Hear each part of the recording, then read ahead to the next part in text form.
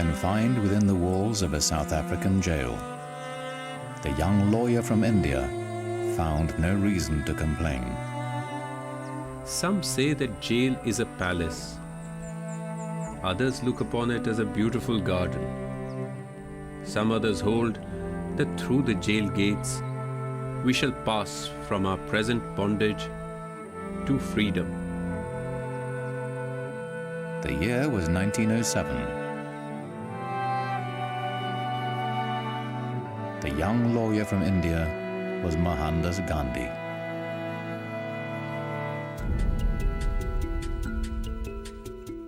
Gandhi led his fellow Indians in a non-violent struggle against racial oppression for 8 years. They marched into forbidden territory. They burned their registration papers. They expected to be arrested, and they were not disappointed. Gandhi said, "Non-violent refusal to cooperate with injustice is the way to defeat it." J.C. Smuts, the Interior Minister, tells Gandhi, "You reduce me to helplessness. How can we lay hands on you without looking like villains?" He became known for his ability to mobilize people and for his increasingly simple way of life. He gave his non-violent weapon a name, Satyagraha, holding to truth.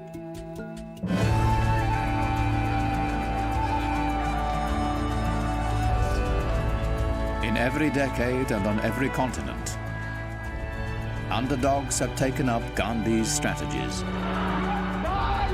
to fight for their rights and freedom. Nonviolence means fighting back, but you're fighting back with other weapons. The power that Gandhi discovered changed the 20th century.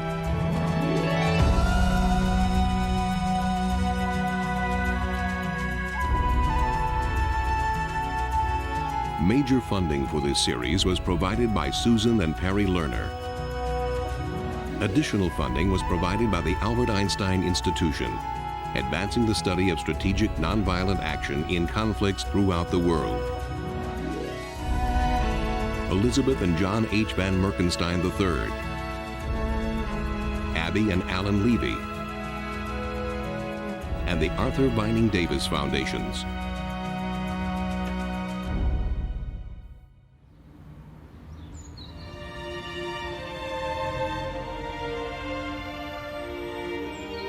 Spring weather comes early in 1940, adding to the illusion that tranquil Denmark can remain untouched by the war that is spreading across Europe. Danish government has proclaimed neutrality and reduced its armed forces by half. Denmark intends to remain at peace.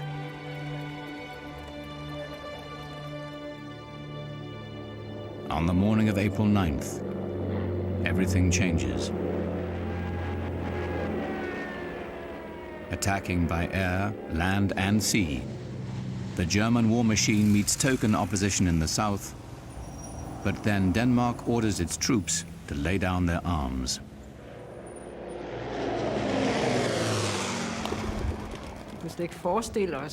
We could not imagine that it had anything to do with the war or occupation or anything like that. We flew out of our beds and looked out of the window. They were very close. Those Germans, they were always so noisy. Suddenly we realized that this was something very terrible. The invaders capture the headquarters of the Danish Army General Staff without firing a shot. Disbelieving Danes wander the streets, watching helplessly. German leaflets and posters say, "We come not as enemies but as friends," and promise that Denmark will remain under Danish law and government. It's hard to believe. We asked them, "What do you want?" well, we have come to help you against the British. And we said, we guess you're the right ones to do that. Hitler has occupied an entire country in under 6 hours.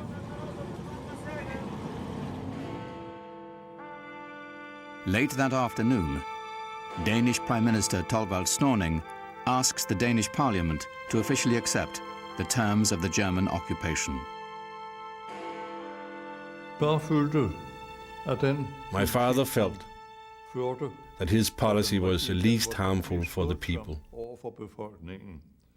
If we had used the military on April 9th, they would have bombed Copenhagen without a doubt. And thousands of people would have lost their lives. Rather than suffer certain defeat, Danish political leaders choose not to fight. Their goal is survival. They will attempt to hold the Germans to their promises, to respect Danish neutrality. They will negotiate the terms of occupation under protest, hoping to turn the charade of friendly relations to Denmark's advantage. The king was in place, the parliament was legislating, the police was in charge of the law and order, the Danish courts were functioning, and the Jewish community was functioning. At the start, German troops are well-mannered and respectful. But their very presence is a provocation. Danes wonder, now that we have capitulated, what next? They have not prepared for a German occupation. They have no Gandhi. They have no resistance organization. In most homes, the attitude was that we have to accept this and try to make it work, but for goodness sake, don't try to have anything to do with them. They never speak to a German soldier, and be careful what you do. Danish cabinet ministers adopt a policy of resistance disguised as collaboration. Danes will cooperate with the Germans, but only as a tactic to preserve self-rule. German demands will be negotiated by diplomats, delayed by bureaucrats, and quietly obstructed when possible. For many Danes, it's not enough. Denmark was humiliated. The whole population actually suddenly felt that they had lost something of their dignity, something of their country's dignity. What were you to do? What could you do in this situation? You couldn't go out fighting. The fight was not there. So they gathered in the park of the city and sing national anthems.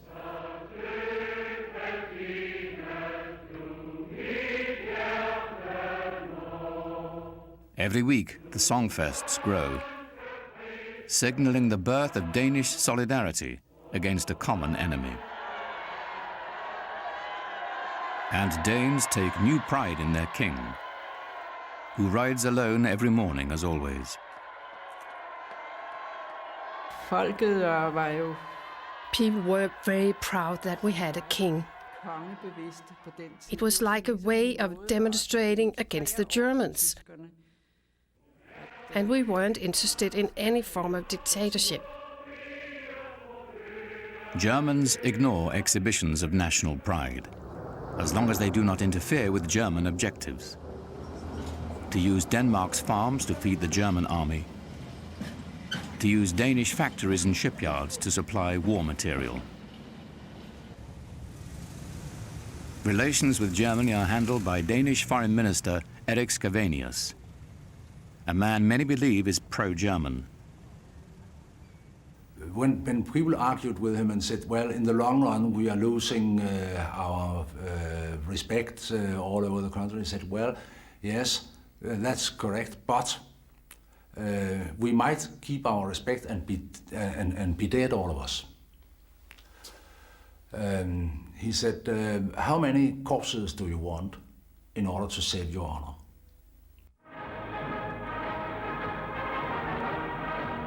Scavenius wants the Germans to think they're getting what they want, to keep pressure off Denmark. In November 1941, he goes to Berlin to sign a treaty justifying the German invasion of the Soviet Union. When his photograph with Hitler is published in Denmark, outraged students take to the streets. After 5 days, Danish police restore order, but public support for the Scavenius policies is severely damaged. Underground resistance leaders condemn even tactical collaboration as treason. Their primary weapon is information. The illegal press reaches 2.5 million, Denmark's entire adult population. Uncensored news of the war, gathered from the BBC and other sources, fuels Danish hopes. And the illegal press also encourages active resistance of all kinds. Small-scale attacks, arson, the stealing of weapons from German soldiers, pouring sugar into gas tanks are the work of untrained high school students. They say, if the adults won't do something, we will. German authorities order local police to crack down, but patriotic young Danes are determined. I was very angry at the time. A lot of young people were angry. And we were angry that we hadn't done more, resisted more than we had. We later realized that it was a hopeless situation. But that doesn't change the feeling, which I still have, that we protected our country so poorly. In November, SS General Werner Best takes charge in Denmark. Hitler tells him to rule with an iron hand. Best pressures Erik Scavenius, the new prime minister, but most Danes have turned against the Scavenius policies. On BBC broadcast from London, a Danish political exile, John Christmas Møller, now speaks defiantly against the prime minister and calls for active resistance. Understand that the merciless rule here, and it's time for Denmark to take a stand. Are you going to join, and are you willing to contribute? We must ensure that we do not harm the soul of the nation.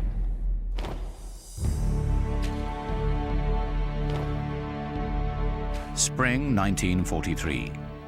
The German occupation is 3 years old. A facade of cooperation continues, but popular loyalty is shifting to the resistance movement. By day, the government campaigns against sabotage. By night, explosions rock the factories and rail lines, cutting German supply lines at their source.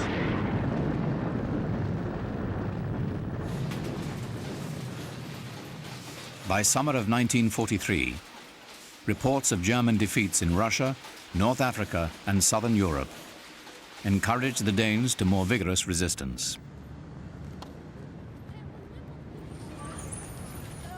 There were strikes in the provincial towns, not only strikes in the factories, but the whole cities where administration, stores, everything was closed. Sabotage attacks more than double in only 1 month. But those Danes who are unable to carry out sabotage find other ways to resist, even defying their own government. First of all, we worked really slowly. We never worked at the same speed as before the war. We received orders to build new ships, but the ships were never finished. The construction was sabotaged. So in the end, they had to drag them down to Germany to finish them. The Danish authority did whatever they could to stop the strikes. And they found out that this was impossible. They could not. They had lost the authority. The authority of leading these masses lay with some local, unauthorized, not elected leaders, and with the illegal press. A government in name only. Danish political leaders have one last act to perform. On the morning of August 28, 1943, they receive an ultimatum from the German occupiers. Strikes must be banned, curfews imposed, saboteurs executed. Denmark must answer by 4 p.m. Parliament debates the demands for 6 hours. Now, these were demands they could not say yes to. And then they told the Germans that they could not accept this ultimatum. Foreign Minister Scavenius and his cabinet resign. Parliament goes home. Denmark is no longer under Danish authority. Direct German rule, postponed for 3 years by the Scavenius policy of cooperation, descends on Denmark. The Wehrmacht occupies key facilities. Gatherings of 5 or more persons are banned. The new rules are brutally enforced. Now we knew where we were.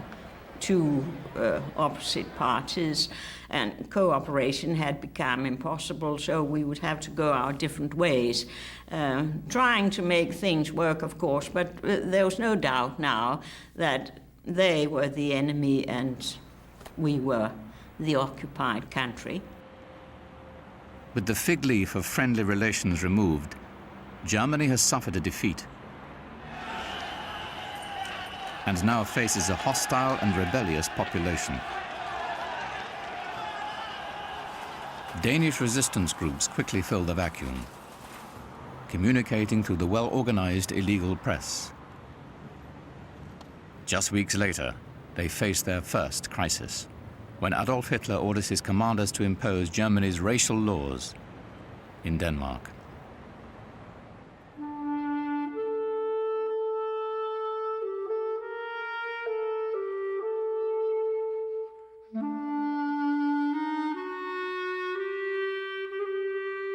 Having survived from the outbreak of the war, there was, of course, kind of, belief that things would be all right. But the shield which had protected us against the fate of Jews in the rest of Europe, the shield disappeared, and we were standing undefended against the Germans. The German Gestapo has obtained a list of names and addresses for the 7,000 Danish Jews. But plans for the roundup have been leaked. The Jews are warned. Thousands of Danes step forward to save them. I remember the shock I got when the day I went to school and suddenly the headmaster knocked on the door and called me and another Jewish boy out of the class and told us, you better hurry up because your parents are waiting for you. You have to get out of your flat. The Germans are coming tonight. The roundup begins on the night of October 1st. But the Jews have been hidden in attics and cellars, in the churches and homes of thousands of Danes who have spontaneously taken them in.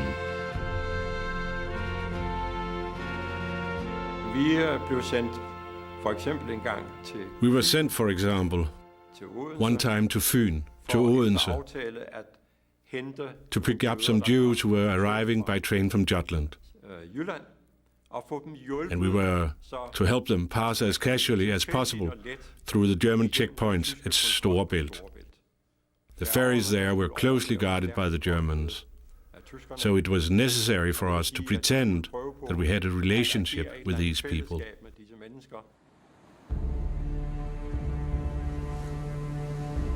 Their refuge will be Sweden, only a few miles across waters patrolled by the German Navy. They hide in forests and wait.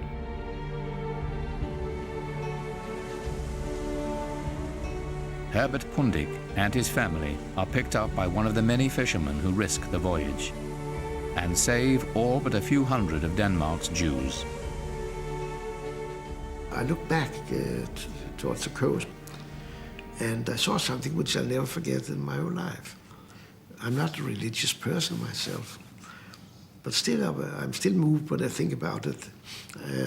On this sandy beach I saw the three persons, our, so to say, savior, his wife and the wife of the fisherman, kneeling on the beach with folded lifting hands towards heaven, praying for our safe passage.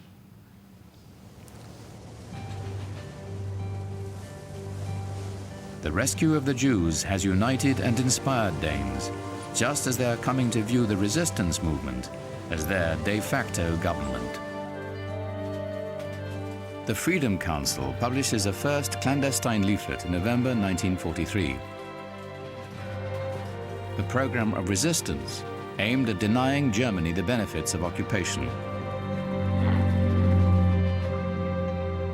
With explosives and equipment airdropped by British forces, the underground avoids human targets, concentrating on war-related industry. Their first targets are Danish industries and transport that supply the German army. Each success brings harsher and deadlier reprisals by the Nazis, who bomb theaters, clubs, and Copenhagen's renowned Tivoli Gardens.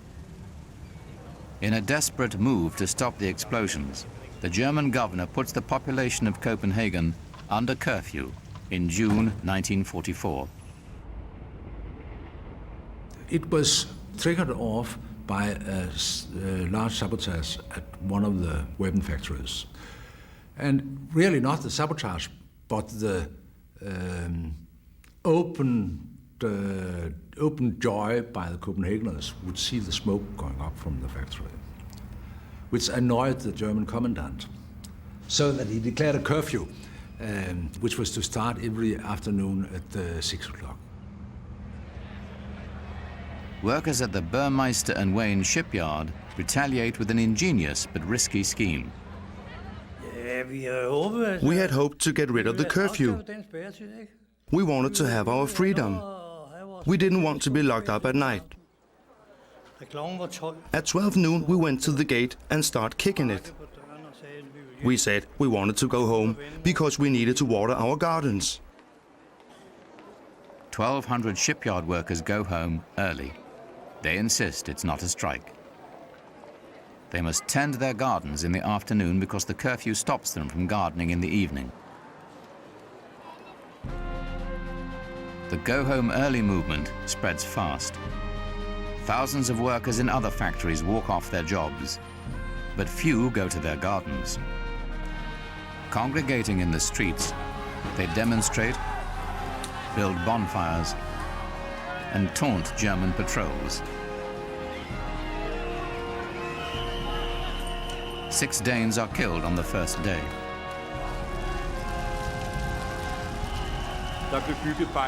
There were barricades in the streets. Everything was set on fire in the streets. All work stopped. No one wanted to go to work. All these things created a sense in the population that the Danes now had to fight against the Germans. And that was probably the most crucial effect of the general strike.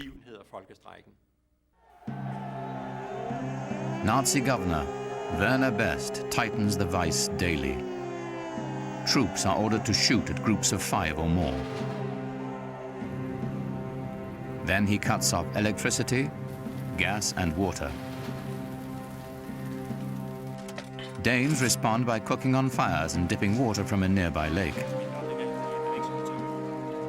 Best tries to blockade the city, to cut contact with the outside world. The population follows instructions from resistance leaders. Until the curfew ends and shootings stop, stay on strike, says the Freedom Council. I looked up to it. It was the country's lawful, the ones we listened to. We'll be on strike until tomorrow at 12 o'clock. It was very, very clear to see. The people follow that. And precisely at 12 o'clock the next day, everything started up again. The Germans had great respect for that. Best is desperate to resume production, but his military options are limited as troops have been taken out of Denmark to fight the losing war.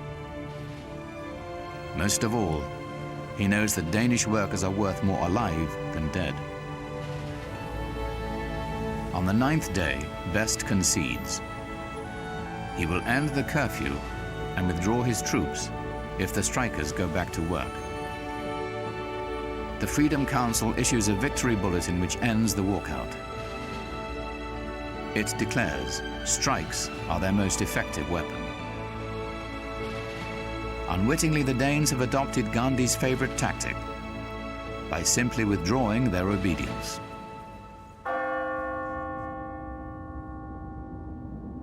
Recognizing the power of non-cooperation, the Council shifts its emphasis from encouraging sabotage to coordinating strikes.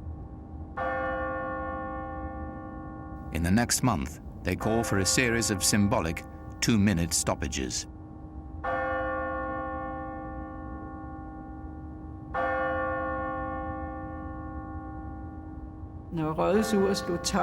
When the clock on the City Hall struck 12 noon, everything stopped in the City Hall square. There would be complete silence, and that's just something you did.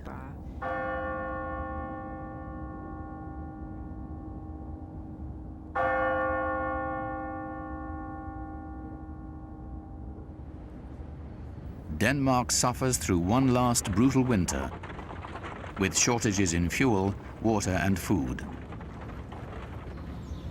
And then it was spring. As was normal in those days, we gathered round the wireless to hear the message from BBC, and then all of a sudden the transmission was interrupted, and then came this wonderful message that the Germans had given up.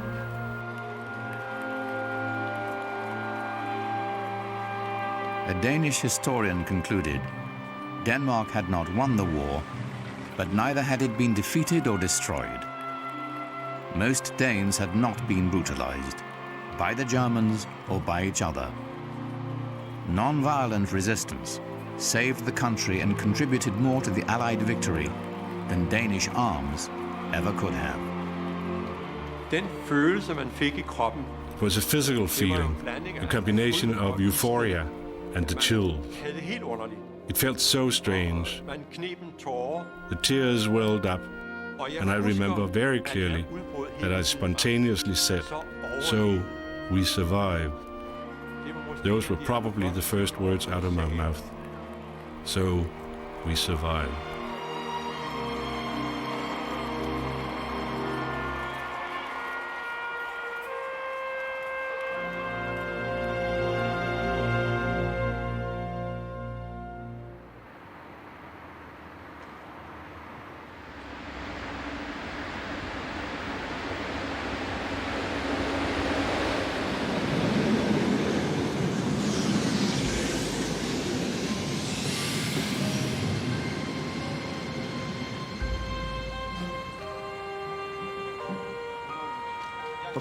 It was the right atmosphere for a strike.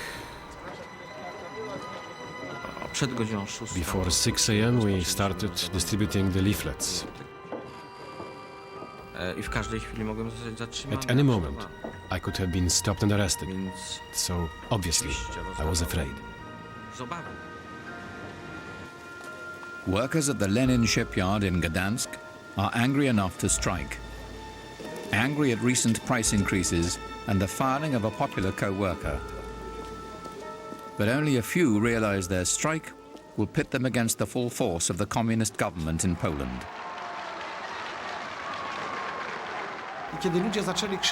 People started yelling, "Open the gate, we're going downtown to the regional Communist Party headquarters." Then we knew we had to start singing the national anthem. That would calm people down. We're not going to make the mistake of 1970, when we went into the streets and tanks rolled over us. Every worker in Poland knows the story of December 1970. Strikers left the shipyard and marched on Communist Party headquarters. 6 were killed and 300 injured. They learned the futility of taking on armed troops in the street. One of them was a 27-year-old shipyard electrician named Lech Wałęsa. He was fired for union activism in 1976. But now, in 1980, he has returned to help organize the strike. During those 10 years since 1970, when I was a leader in the same shipyard, I had been thinking where mistakes had been made. And if fate gave me a chance to lead again, how would I do it? This time, Wałęsa and other strike leaders have planned carefully. Wałęsa is known and liked by many at the shipyard. He announces, "We will occupy the shipyard. I'll be the last to leave." Their strike will be strictly non-violent. The government will have no excuse to begin shooting. The strike committee commandeers a cafeteria in Wałęsa's old department. Their first step is to make sure news of the strike is not suppressed by the regime. Alina Piankowska, a shipyard nurse, telephones Jacek Koron at the Workers' Defense Committee in Warsaw, who will pass the news to Radio Free Europe and the BBC. Thanks to that, the world could hear about us. Not only the world, also the families of the Gdańsk shipyard workers learned that way why their husbands or fathers or sons didn't come home at the regular time. And this phone call caused people to get organized in the city of Gdańsk. On Friday morning, the strike has widened. Public transportation has stopped, the port is closed, and 22 factories are on strike, 50,000 workers in all. Government has cut phone lines to the rest of Poland for fear the strikes will spread. But it's too late. All over Poland, people know about the Gdańsk strike. In the cafeteria, the strike committee hammers out a list of demands. They prepare leaflets for the striking workers. At the top of the list is the right to free and independent unions and the right to strike. Unprecedented rights that Poland's communist regime will surely resist.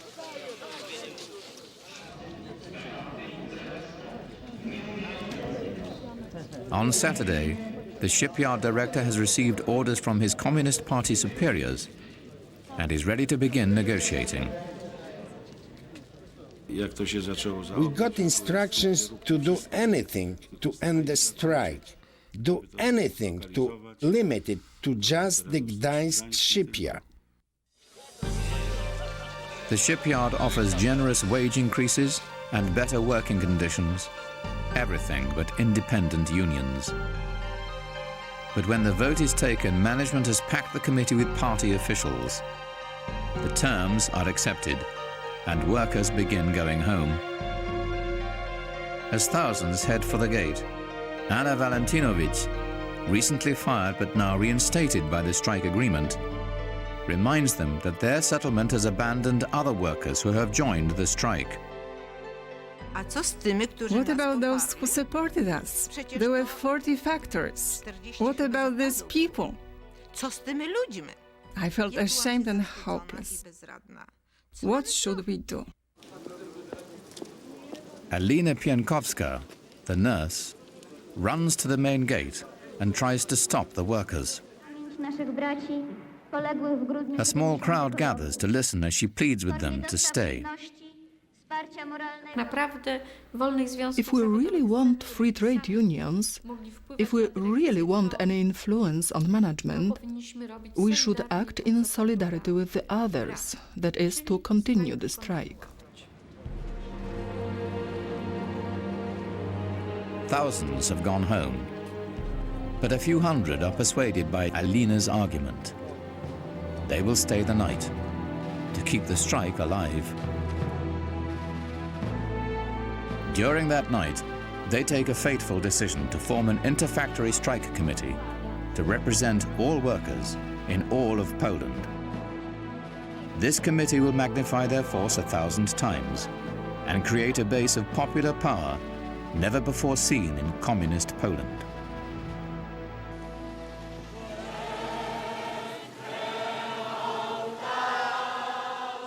On Sunday morning, workers improvise a Catholic Mass inside the main gate. Thousands of townspeople gather outside.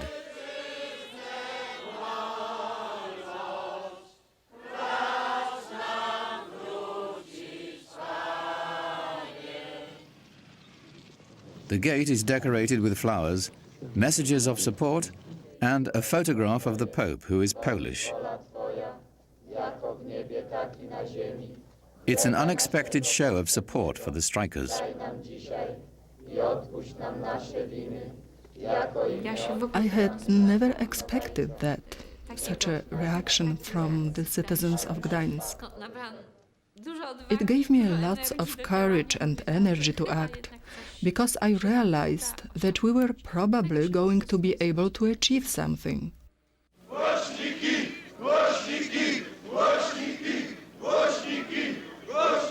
The Inter-Factory Strike Committee has published 21 demands, a document that has galvanized workers in other cities. One of them is a 27-year-old electrician at a tractor factory near Warsaw, Zbigniew Bujak.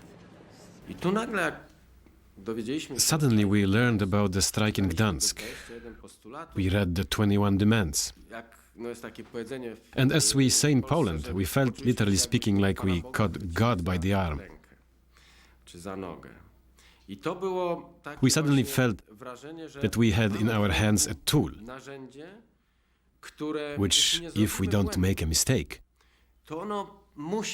must produce some wonderful fruit. In Gdansk, the strikers who spent the weekend inside the shipyard have been rewarded. 15,000 workers now return and rejoin the strike. And it's spreading to other cities.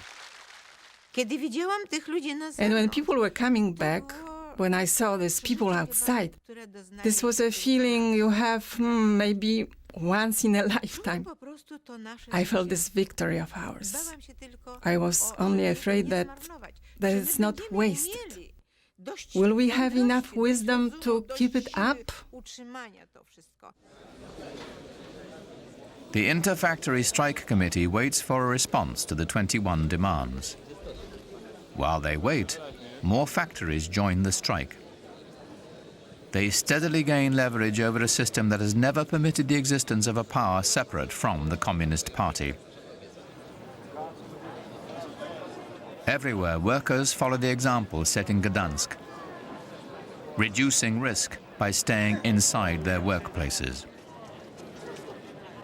We are not going out of the gate, because there it is very easy for the authorities to provoke. Simply provoke and then introduce police and the military.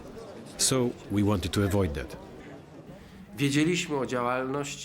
We knew about the activities of Gandhi, for example, or what Martin Luther King did. And we knew that these people, building the theory of non-violent resistance, they won. The second week begins.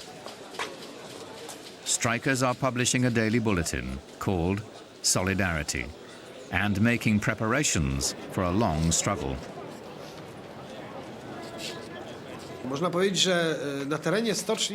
Well, you could say that inside the shipyard there was a second government of Poland. We had a sense of humor about it. We had the Minister of Communication, the Minister of Social Welfare and Salaries, who gathered money. There was a Minister of Finance, who kept the money we gathered from various companies that were coming here. We had persons responsible for every operation of the strike. There was a Minister of Security, who was responsible for all the security guards, defense of the fences, and the food. Everything worked like clockwork, like a Swiss watch. Their patience has given them strength. By the 9th day, the Inter-Factory Strike Committee speaks for nearly 500,000 workers in 370 factories in every industry and region of Poland.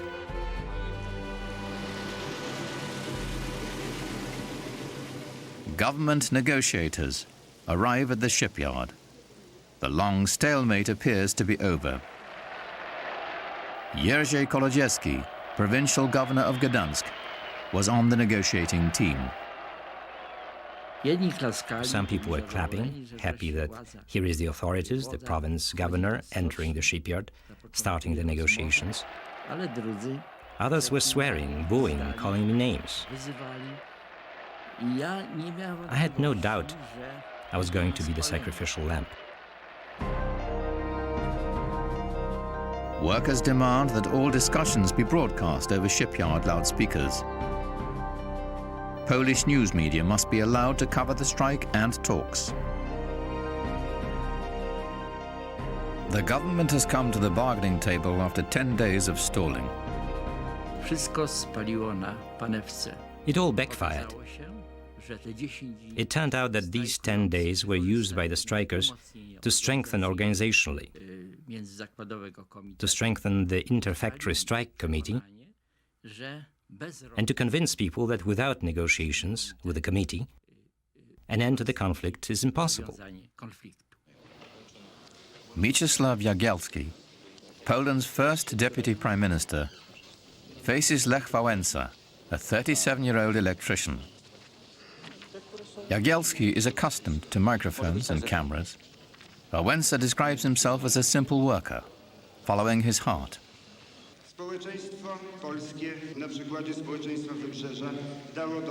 Until now, the regime has called the strikers traitors. Now the deputy prime minister has been sent to negotiate with them. The strike committee is cautious, knowing that if they push too hard, the game will be lost, and that Soviet military intervention is a real possibility. There was a whole range of people in the Central Committee who realized that agreement for free trade unions is an agreement to change the system, the political system. Also, they couldn't gain approval from the Soviet Union. I know that. They were carrying out such talks, and the Russians wouldn't even want to hear about it. What? Free trade unions? What are you talking about? Negotiators for the workers are in no hurry. Having seized the initiative, they go word by word over the language dealing with independent unions, brushing aside the government's eagerness to move on to other issues. Punkt po punkcie po parę godzin każdy następny redagowali. Albo, że tak powiem, przyjmujemy to, co powiedziałem i przystępujemy do realizacji. Panie premierze, naprawdę to już nie jest dużo pracy w tych najważniejszych punktach. Te inne polecą dość szybko, dlatego też proponuję, tyle czekaliśmy, sobota jest, niedziela jeszcze przepracujemy i zrobimy, będziemy mieli na piśmie, pan premier przyjedzie. The tactics of the strikers were this. We have to get agreement for free trade unions. All the rest will follow. Wałęsa said, Mr. Prime Minister, let's not talk about these things. These are details. What we have to have is free trade unions. Coś nie dogadać się w czymś. My chcemy, jeśli to wszystko dobrze pójdzie... During nearly 2 weeks of talks, Wałęsa reports regularly to the rank and file. He seeks consensus with an openness unheard of in Poland's official unions. Worker solidarity is not lost on their adversaries. No previous strike was carried out under so decisively, with such will of victory and such consolidation. The conviction that we have to leave this room victorious. It was the conviction not only of the inter-factory strike committee, but of all the workers who surrounded us,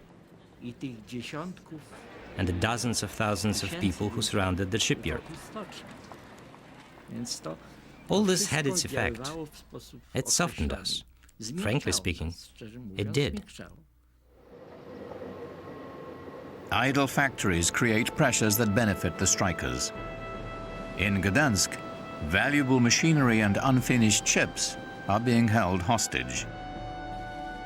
Increasingly desperate to resume production, the regime gradually accepts an accommodation.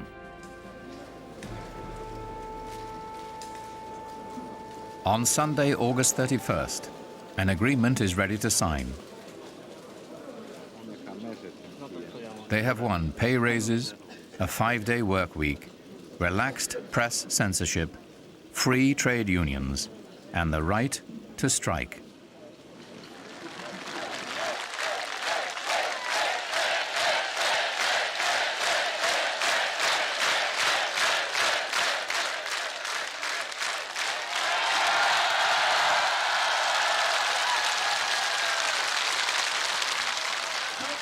Ja powiedziałem pierwszego dnia, że zwyciężymy i zwyciężyliśmy. Taka jest krótka prawda.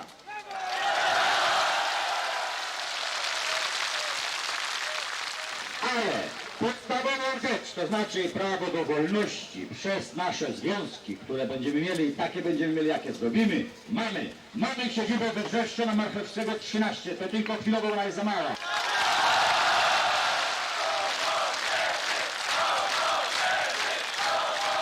Jednocześnie jakby widząc, jak podpisywane. Seeing these accords being signed,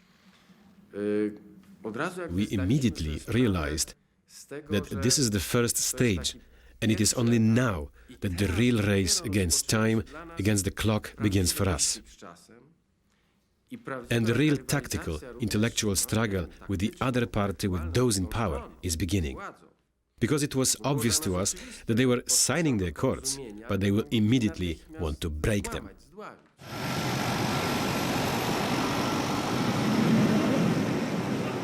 The race against time begins as Wałęsa and Walentynovich tour the country to celebrate their success, recruit new members, and create hundreds of affiliated local unions. In 4 months, Solidarity membership grows to 10 million. Explicitly concerned with the welfare of Polish working people, Solidarity can't avoid an obvious reality. Its very existence challenges the supremacy of the Communist Party. I was feeling that from the very beginning, the other side was preparing to hit us. But when they were ready to hit 100 organizations, by that time there were 1,000 organizations. When they got prepared to hit the 1,000, it was not 1,000, it was 10,000. And it was not 100,000 members, but 1 million, and later 10 million. They must grow quickly, becoming big enough that when the inevitable backlash comes, Solidarity will be too powerful to destroy. From the start, union activists are harassed, their newspapers censored, offices raided. Workers are ordered to work 2 Saturdays a month, an open breach of the agreement. Solidarity fights back with strike threats. Tak. Wydaje mi się, że w poniedziałek postawię cały kraj na nogi. Zrobię strajk. Pan tak przekaże to. Ja mam dość żartów i podjazdów.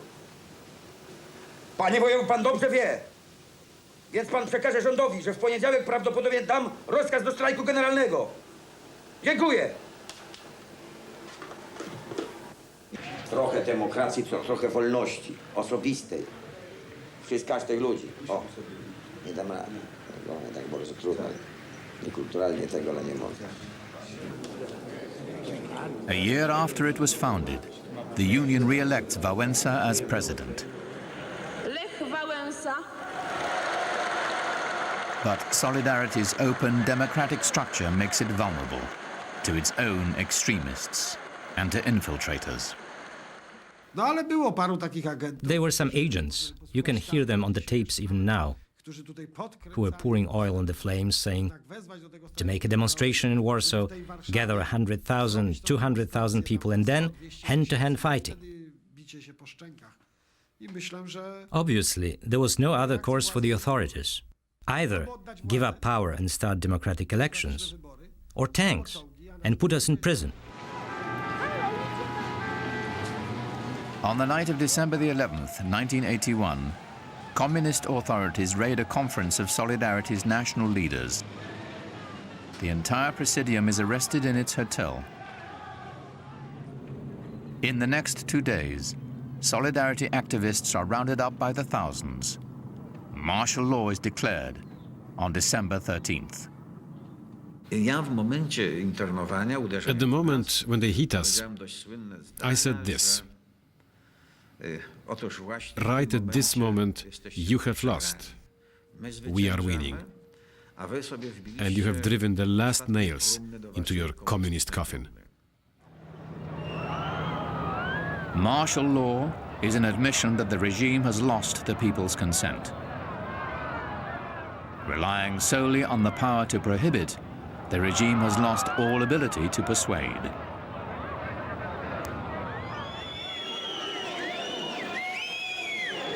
Though the union is banned, popular support for it is undiminished. Solidarity becomes a non-violent resistance movement, infused with a sense of Polish patriotism.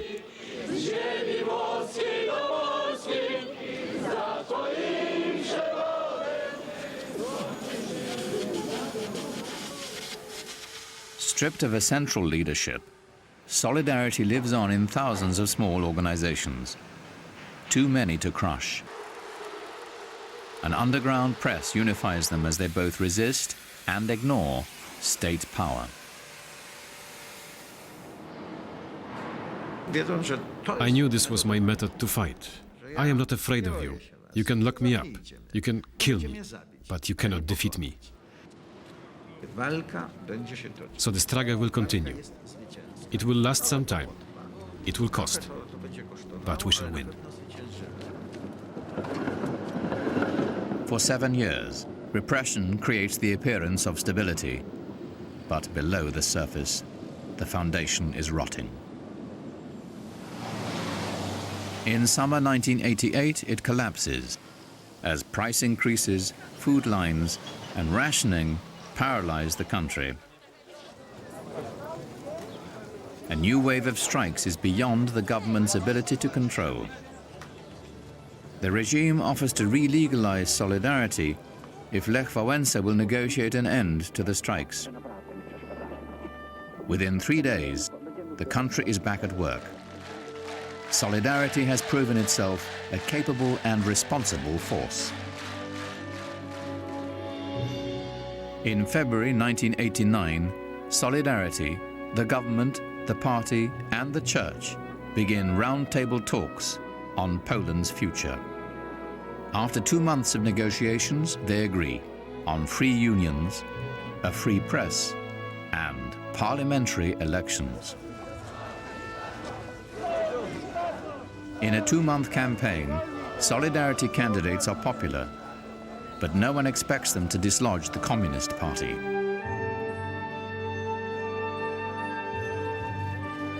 On June 4th, 1989, Poland votes in the first open democratic elections in more than 60 years.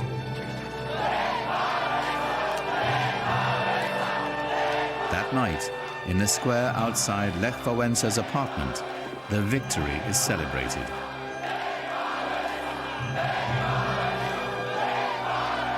Solidarity has defeated the Communist Party by a margin of 10-1. If they just opened a small crack in these doors to freedom, I'd put my working class boot in those doors, and they won't close them.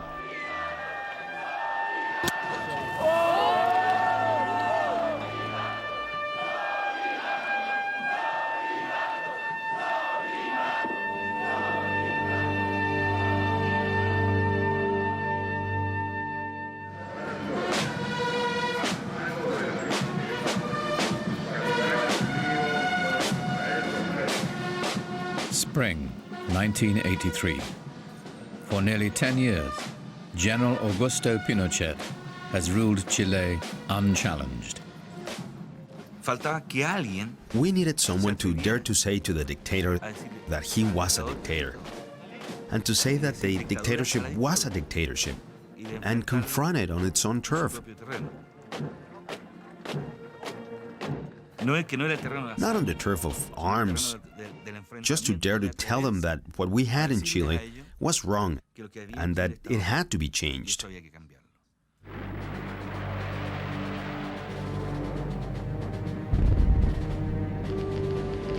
Pinochet came to power in a 1973 coup that left the elected socialist president, Salvador Allende, dead. The generals say that they have saved Chile from chaos, from becoming another Cuba. They promise a quick return to civilian rule, but their actions suggest otherwise. During the first months of the military regime, the number of people detained in prisons reached more than 40,000. At least 3,000 individuals were assassinated, executed, or their bodies disappeared forever.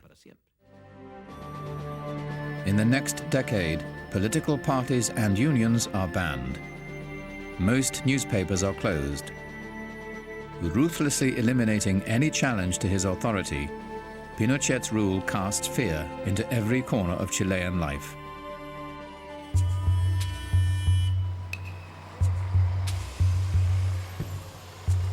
It was a very permeating paranoia, and it was with everyone. Everybody had experienced some sort of repression in their family, and they were very cautious. My husband and I would go to a social gathering, and he wouldn't introduce me to anyone. And I said, well, why won't you introduce me to people? And he said, oh, we don't do that now. It's too dangerous. You don't really want to know people's names.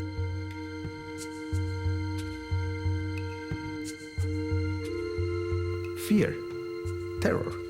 If you have people afraid, you can control them.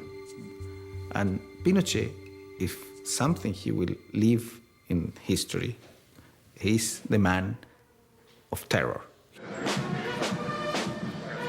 Executions, disappearances, and prisons keep the dictatorship in power for 10 years.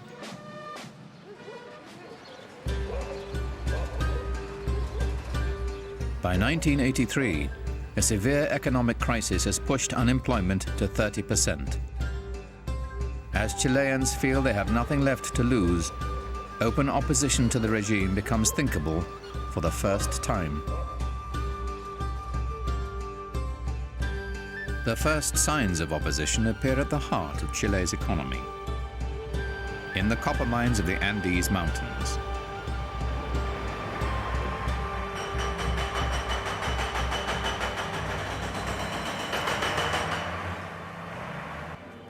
Miners are amongst Chile's best-paid workers in the country's largest and most lucrative export industry. Their leader is 29-year-old Rodolfo Seguel, a payroll clerk at Chile's largest copper mine, recently elected president of the National Labor Congress. Seguel wants his members to take the first step, a nationwide strike.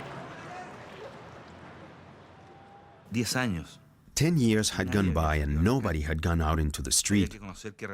We had to see what reaction the country would have, and then to see if the country would dare to do this. Our goal was to open people's eyes and to tell them, we can do it. It is possible. We can do this.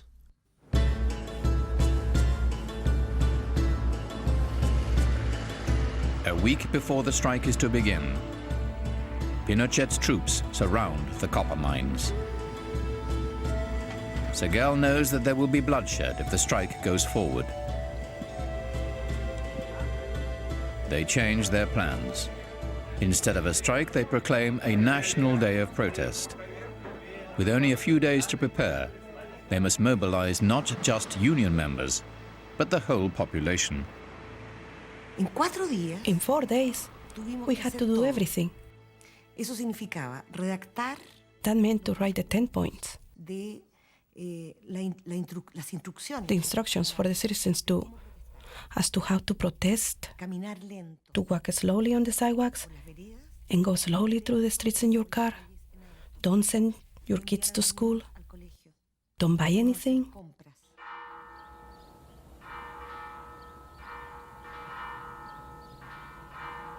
I remember that morning.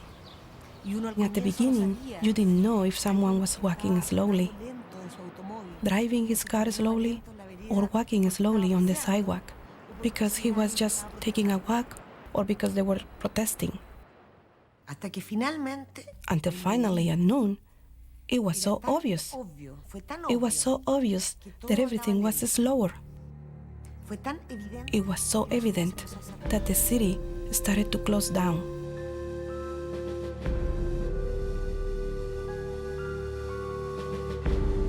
As darkness falls, no one knows whether the final overt act of protest will succeed. At exactly 8 p.m. it begins, tentatively at first.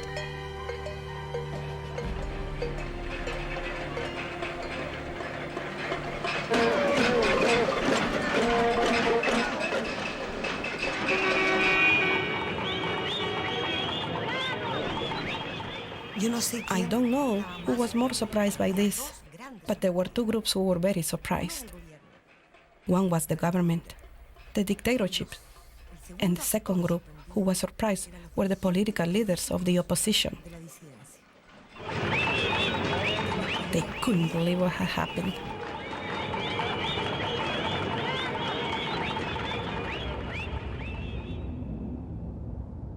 And the next day, there was a sense of sort of, what did you do last night? Did you see it? Oh yes, I was out banging my pots and pans with my neighbors. And so there was a real sense of complicity all of a sudden in a society where each human being had literally become a complete island.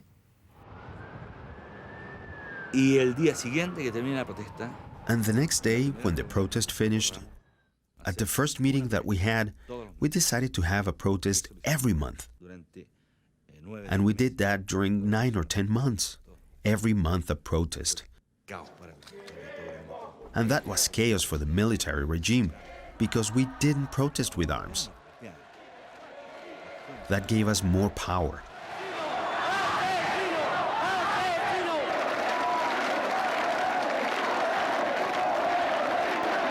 Mainstream political parties suddenly re-emerge when they see that public opposition is possible. After 10 years underground, they now assume leadership of the burgeoning movement. A mood approaching euphoria grows as the protests grow every month. People start to believe that mass demonstrations alone will bring down the dictatorship.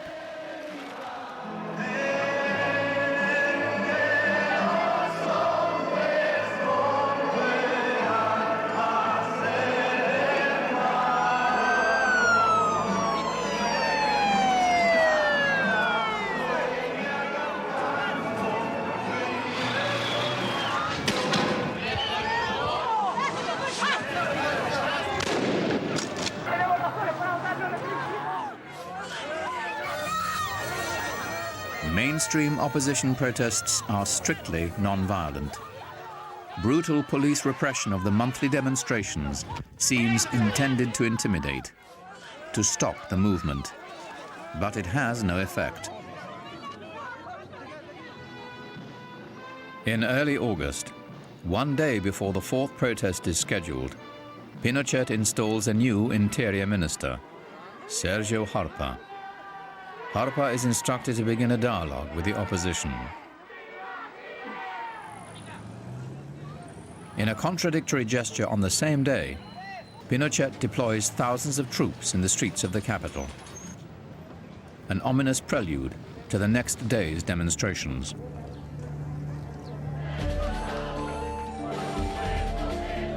Security forces break up the August protest with unprecedented force.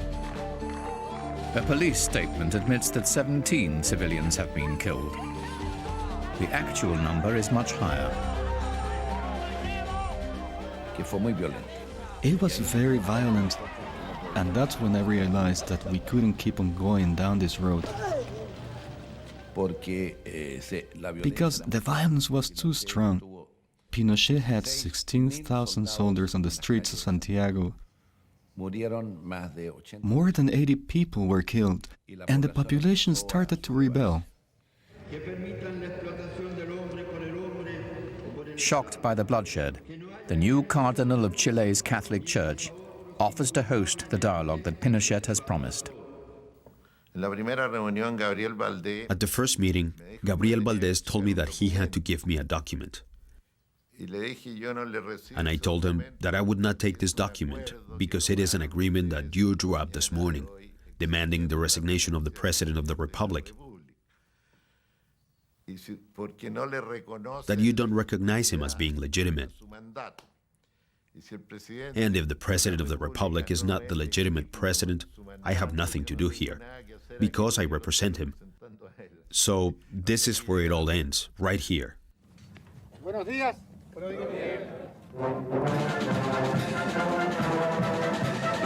As Pinochet celebrates his birthday in November, he has stopped Sergio Harpa's meetings with the opposition. Harpa's small concessions, limited political activity, the return of exiles, an end to book censorship were too much for the general. The dialogue is over. No hubo ningún resultado. No, there wasn't any result. It was very frustrating. No cambió para nada el régimen. The regime didn't change at all. El propio Harpa después. And Harpa himself was left there as a politician with no importance. De ninguna importancia, diría. In fact, the control of the government passed on to much harder hands. Opposition groups have been naive to think that Pinochet would negotiate an end to his own power. Protesters have not loosened the dictator's grip, but they have shown Pinochet they cannot be crushed by force, and they have opened up political space they will use to organize against him.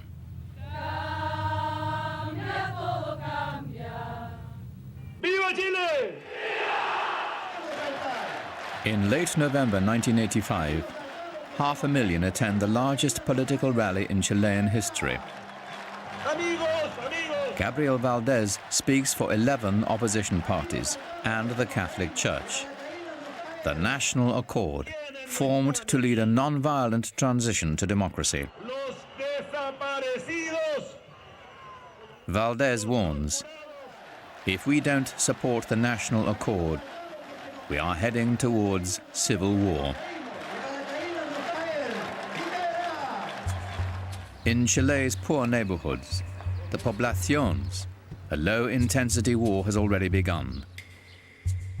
Hard times have fallen hardest here, making fertile ground for Chile's Marxist and Communist parties.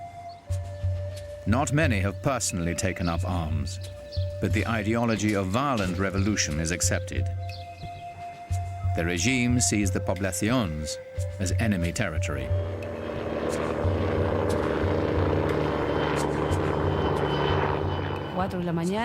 Early in the morning, 4 o'clock in the morning, the helicopters started flying overhead with loudspeakers, saying that all men over the age of 14 had to come out into the streets and that women had to stay inside their homes. People didn't understand what was happening. Young men in the poblaciones are rounded up, interrogated in stadiums and fields, and hauled off to prison without trial. Hundreds are never seen again.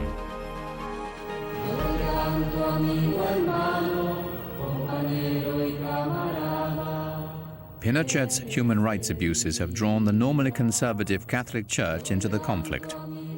Though the clergy takes no political position, the Church protests against the torture, killings, and disappearances, and preaches non-violent methods. If you use violence, then you have to have the force to defend yourself. Whatever you impose through violence, you have to defend through violence. That's why we think that violence is the strength of the weak, because they don't have arguments, they don't have moral authority. So whatever you achieve through violence, you have to defend through violence. Revolutionary leftist groups declare that 1986 will be the decisive year in the struggle to topple the dictatorship. Monthly protests turn violent as the radicals confront police, handing Pinochet the excuse he needs to come down on all opposition. Mainstream factions are harshly criticized for their non-violent methods. In those conditions, when you are repressed by violence, of course there are people that think that the only way to face violence is through violence. But that was, in our understanding, absolutely out of any possibility of succeeding. So that was one thing. And the other one was what happened in India, how Gandhi moved and how they fought. Can we achieve this? Can we face these armed guys in front of us by just walking and facing them pacifically? And that was the idea that at the end was very, very strong in ourselves, in every one of ourselves. In late summer of 1986, the prospect of full-scale civil war becomes real. Chilean intelligence uncovers a cache of arms in the northern desert and traces them to a guerrilla group affiliated with the Chilean Communist Party. Markings show the weapons have come from Cuba. Pinochet says it's proof that his opponents are preparing a revolution. A few weeks later, heavily armed guerrillas attack General Pinochet's motorcade on a remote mountain road. State news media report that 5 presidential guards have died, but do not mention Pinochet.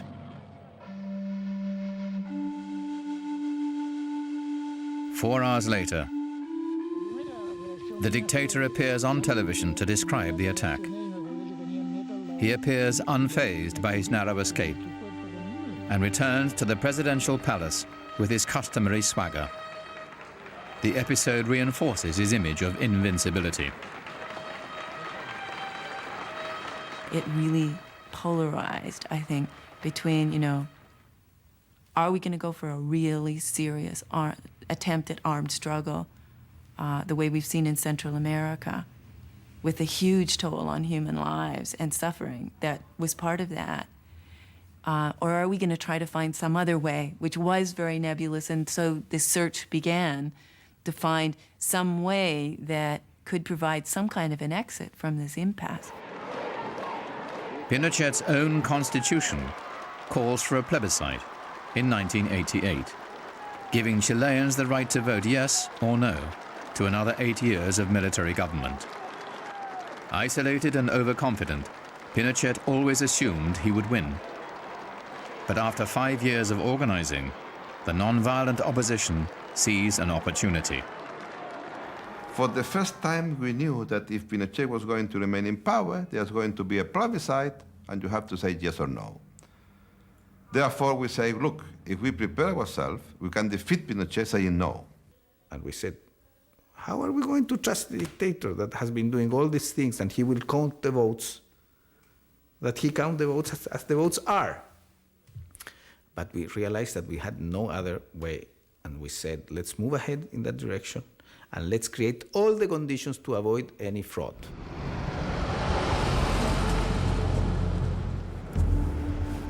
Thousands of volunteers take to the countryside in a door-to-door campaign to convince Chileans that they can vote no without fear of reprisal, and that the results will not be rigged. They are greeted with suspicion and skepticism.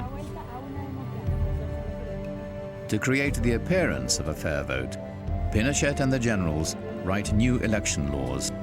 Any opposition party that can collect 35,000 signatures will be allowed to have poll watchers, a critical factor to prevent vote fraud, and be given 15 minutes of television time every night for 4 weeks before the voting.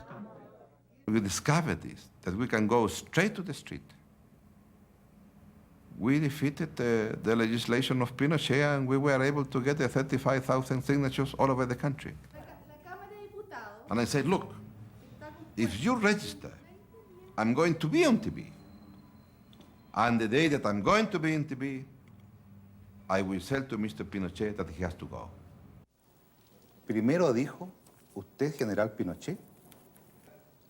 After his party is certified, Lagos gets his chance when he appears on the Chilean equivalent of Meet the Press. Le voy a recordar, General Pinochet. He holds up a newspaper clipping in which Pinochet is quoted saying he will not be a candidate in the plebiscite. Y ahora le promete al país otros 8 años, con tortura, con asesinatos, con violación de derechos humanos.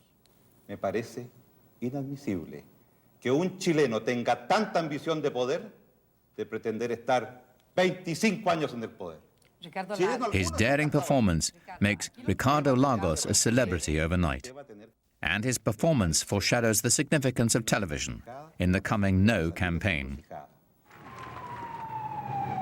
Pinochet's vulnerability is human rights. The No campaign plans television spots to emphasize torture, death, and prison. But US political consultants advise them that dwelling on the fears of the past would be a turnoff. They developed a campaign that was future-oriented, a campaign that focused on bread-and-butter issues, and it was a campaign that ultimately caught the Pinochet regime and the supporters of the yes vote by complete surprise when it was aired on the first night in that last 30 days of the campaign. Porque nace el arco iris después de la tempestad, porque quiero que florezcan mil maneras de pensar, porque sin la dictadura la alegría va a llegar, porque pienso en el futuro, voy a decir que no. That no, what was meaning yes to democracy was meaning yes to more social justice and not no to injustice.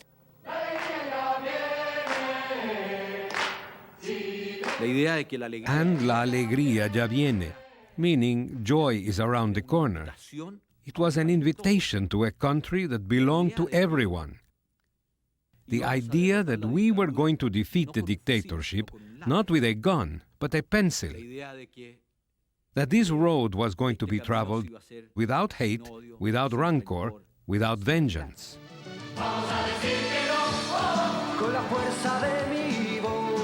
On television, the No campaign is a sensation.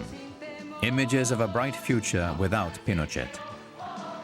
The TV spots earn credibility with skeptical viewers, with compelling references to the suffering inflicted by the dictatorship. People used to rush home to watch those spots. I used to rush home to watch those spots. It was like, 15 minutes where, they use real words to say real things, Torture is torture, and it happened here. And after all these years of denial, there it was for the first time on television. Poverty exists. Buenos días, don Aníbal. Deme 2 marraquetas. Little old ladies don't even have enough money in their purses to buy a tea bag for their afternoon tea. Voy a llevar té también. ¿Cómo no? 2 bolsitas.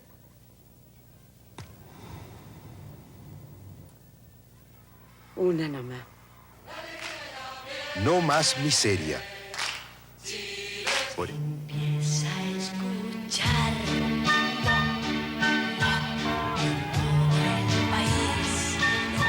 As the referendum date approaches, there is no doubt that a majority opposes Pinochet. The question is whether Chileans will overcome their skepticism and fear to vote no.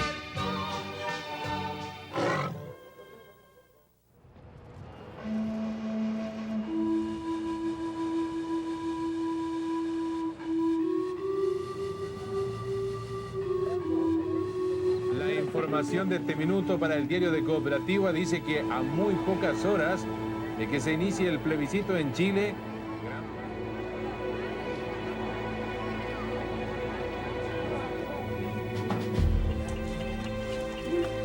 Voto no.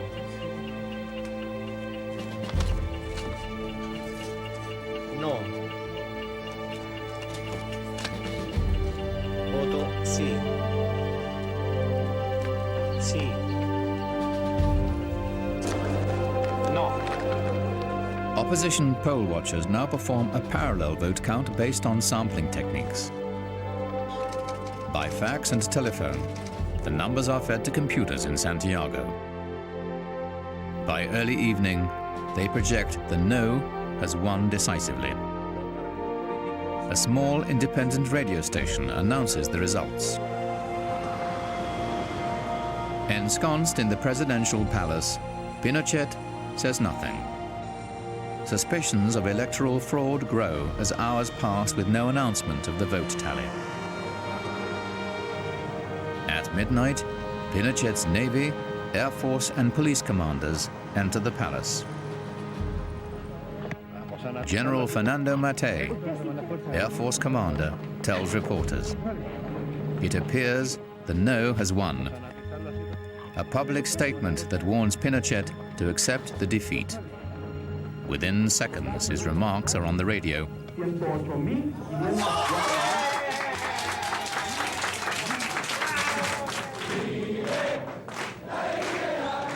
Late into the night, the victory is celebrated, privately and at the No headquarters. But the streets are empty, under a strict curfew. No one wants to give Pinochet an excuse to send out his troops.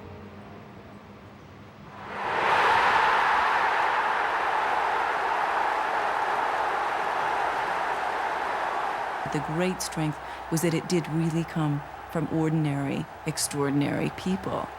And they really did put their lives on the line, and they really did come out, and they really were willing to take a stand.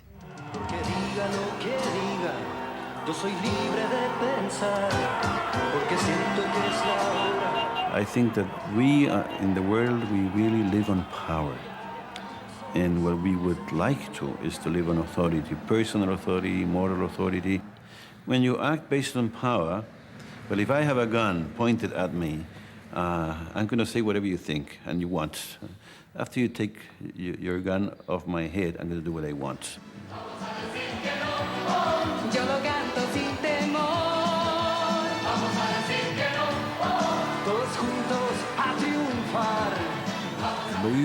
How people lived that moment.